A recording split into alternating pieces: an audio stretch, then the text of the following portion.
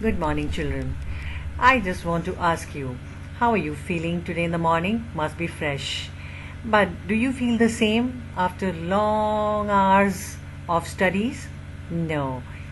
What kind of feeling you have when you have break time for which is your eating time, play time when you play in the games period, or zero period for the cultural practice, dance, singing, and one more period which is very exciting you wait for, that is the library period for reading. Yes, definitely it is a feeling of fun and excitement. We all like to take breaks from our daily routine. We refresh ourselves by doing activities which make us feel happy and relaxed, and we stay healthy. Such activities are called recreational activities, and today we are going to see which are the different types of recreational activities. So we go over to the next slide. Recreational activities include all kinds of sports, both team and individual, such as baseball, softball, football, basketball, cricket, volleyball.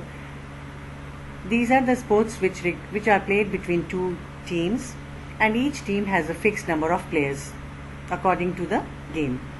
Tennis, badminton can be played in singles or in doubles.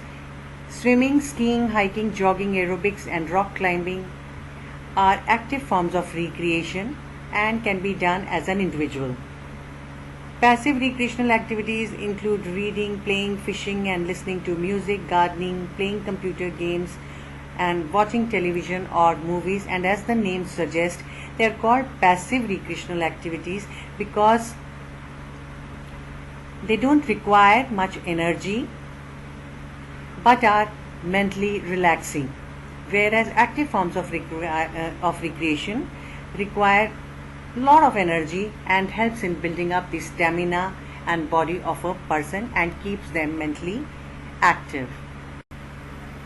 Our school curriculum includes a variety of co-curricular and recreational activities.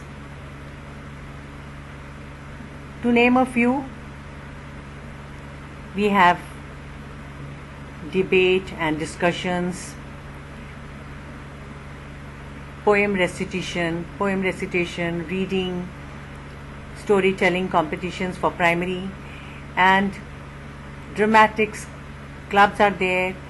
We have house charts,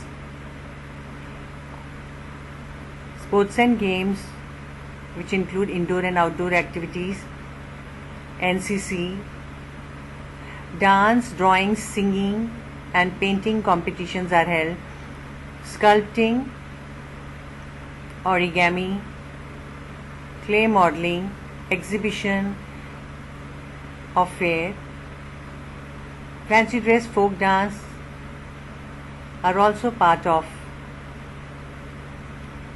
these activities.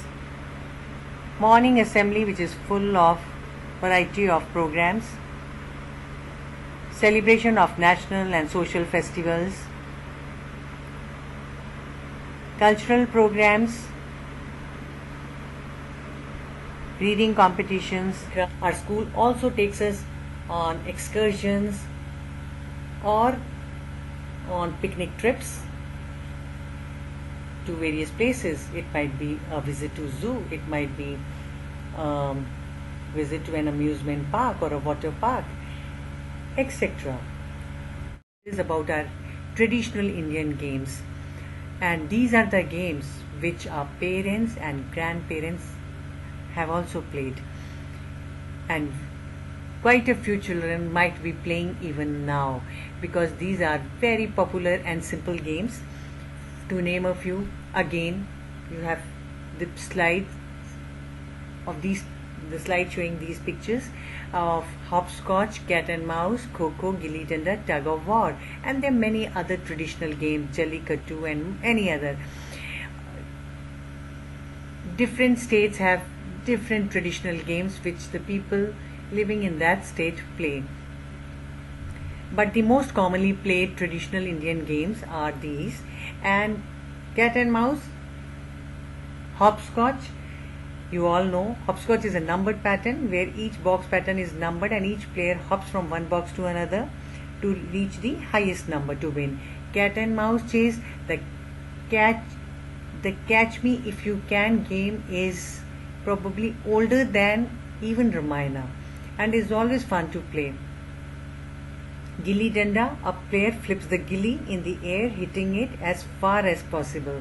Kho-Kho, again, a queue of people trying to balance on their knees, dreading to be tapped on their backs because that will mean excessive running all over the place. Tug of war, where two groups of people are pulling the rope and whichever side loses the grip loses the tug of war.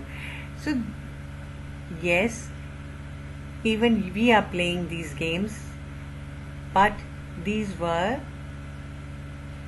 from the time when our great grandparents might have also played.